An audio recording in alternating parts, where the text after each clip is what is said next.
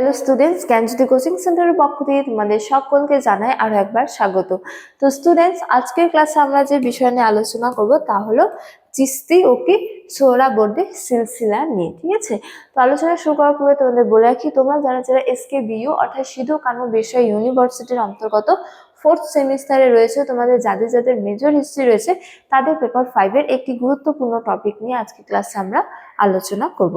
তো আলোচনা শুরু করার পূর্বে তোমাদের একটা ছোট্ট ইনফরমেশন দিয়ে রাখি যে তোমরা যারা যারা ভাবছো তোমরা এই সেমিস্টারে আমাদের সাথে অনলাইনে যুক্ত হবে, তোমরা স্ক্রিনে দুটো নম্বর দেখতে পাচ্ছ।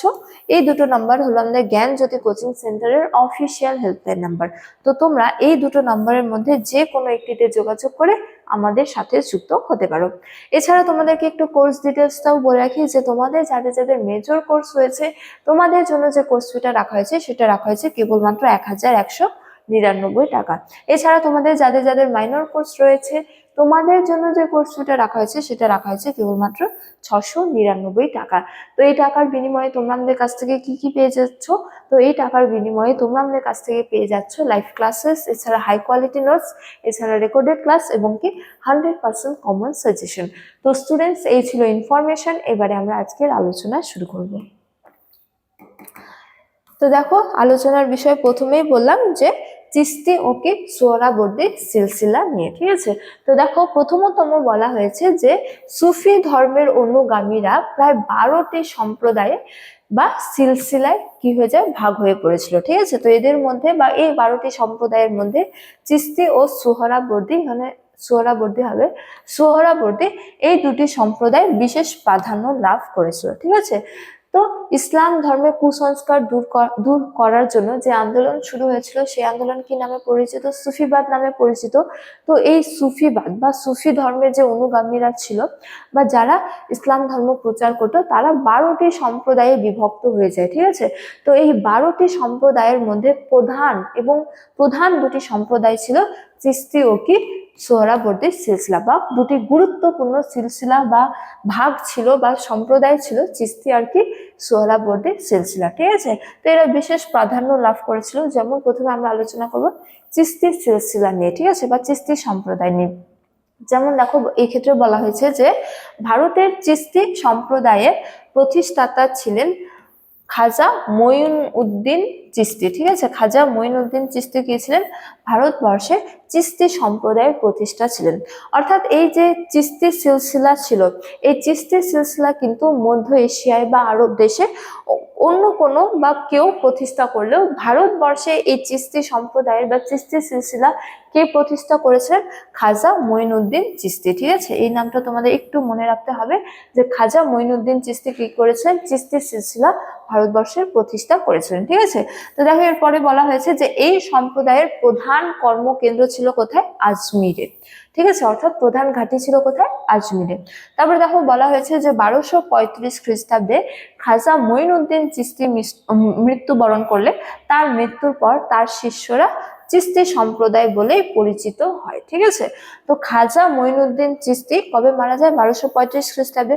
তো 1235 খ্রিস্টাব্দে মারা যাওয়ার পর তার যে অনুগামীরা ছিল বা ফলোয়ার্সরা ছিল তারা কি নামে পরিচিতি লাভ করে? চিশতি সম্প্রদায় নামে হচ্ছে যে পরিচিতি লাভ করে। ঠিক আছে, তারপর দেখো বলা হয়েছে যে সুলতান আলাউদ্দিন খলজি, তারপরে কবি আমির খসরু তার শিষ্য ছিল। ঠিক আছে, তো খাজা মঈনুদ্দিন চিশতির প্রধান দুজন শিষ্য কে ছিলেন?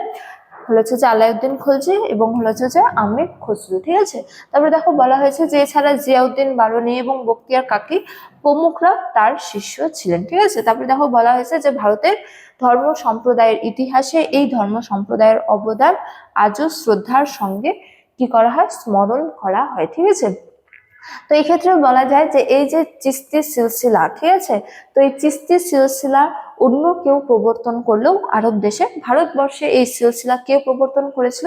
খাজা মঈনুদ্দিন চিশতি। ঠিক আছে, তো তার মৃত্যুর পর তার যে সদস্য বা অনুগামীরা ছিল, ফলোয়ার্সরা ছিল, তারা কি নামে পরিচিতি লাভ করে? চিশতি সম্প্রদায় নামে পরিচিতি লাভ করে এবং এই সম্প্রদায়ের প্রধান কেন্দ্র ছিল কোথায়? আজমিরে।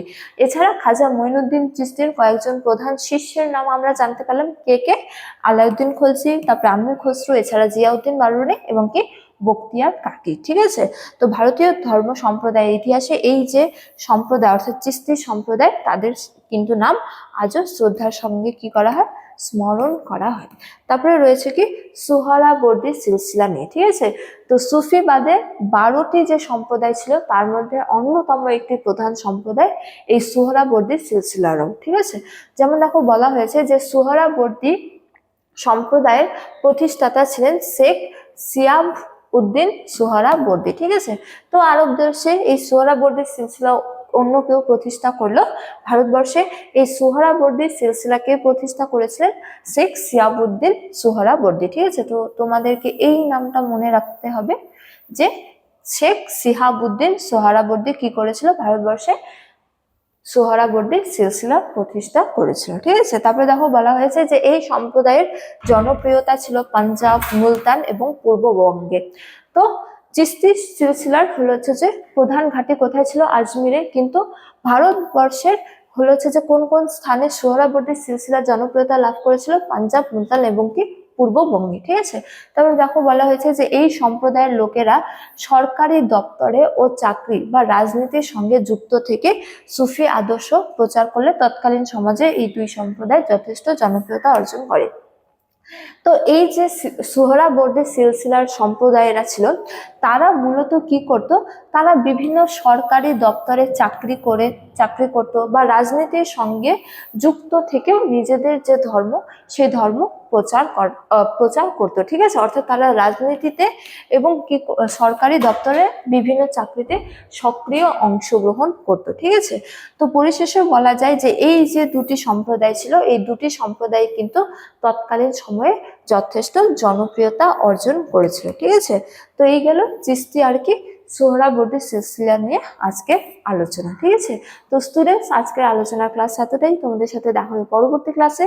ততক্ষণ তোমরা সকলেই ভালো থাকো, সুস্থ থাকো। Thank you.